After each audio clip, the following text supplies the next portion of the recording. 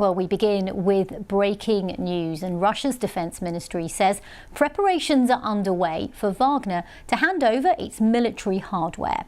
This follows Vladimir Putin's confirmation that members of the Wagner mercenary force, who he said were mostly true patriots who'd been misled into a criminal adventure, could choose to join the regular military or return to their families, or go to Belarus. At the same time, it was announced that the FSB was dropping all criminal charges against those who participated in the weekend's mutiny, who had been facing prosecution for armed insurrection. Russia's FSB said after investigation, it was established that those involved were no longer carrying out criminal acts. Well, Russia has relied heavily on Wagner mercenaries in its war in Ukraine since 2014, but Wagner's notoriety stretches well beyond Europe and into the Middle East and Africa, where it promotes Russian interests through a combination of influence and violence. Now, the attempted coup by the Wagner Group provides a dilemma for some of Africa's leaders who've grown increasingly dependent on the paramilitary force. But despite the brief mutiny, Russia's keen to maintain Wagner's presence in Africa. In addition to relations with this private military company, the governments of the Central African Republic and Mali have official contacts with our leadership. At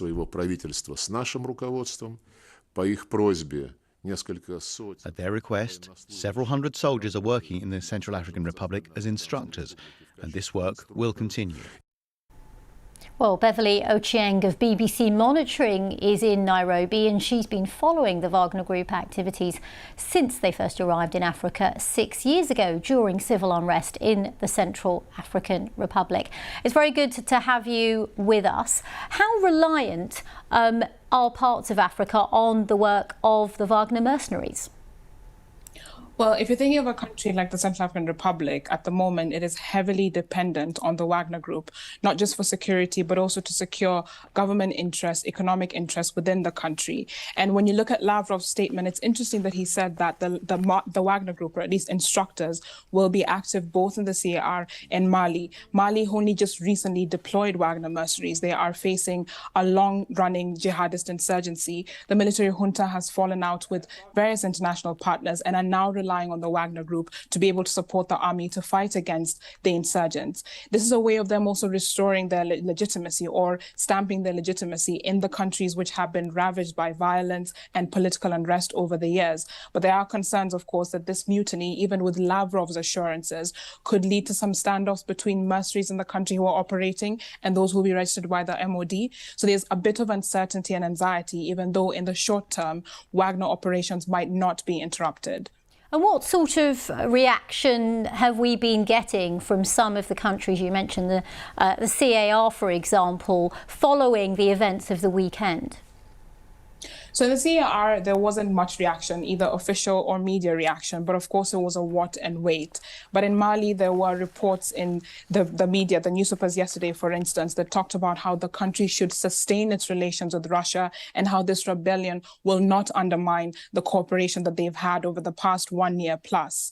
But in other countries, of course, there are concerns that if there is a possible standoff between Wagner mercenaries operating and the Kremlin, it could undermine diplomatic relations. At the moment, if you look at even social media activists who have been promoting Russian activity, many of them had stood with the Kremlin line, but it's not very clear if this will stay in the long run, given the fact that Prigozhin made quite a strong statement about possible resistance by mercenaries staying with the MOD in Russia.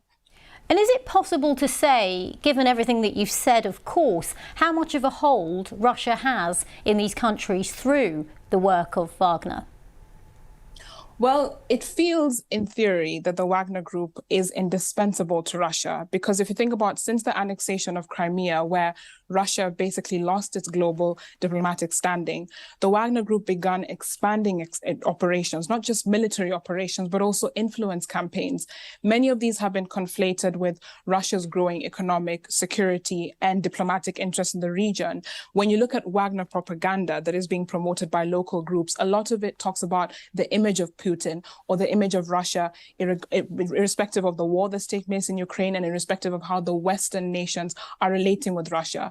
So it is interesting to see how continued relations between the Wagner Group and Russia will enable a continuation of Russia's influence on the continent. Beverly Ochieng from BBC Monitoring, thank you very much for giving that perspective from Nairobi.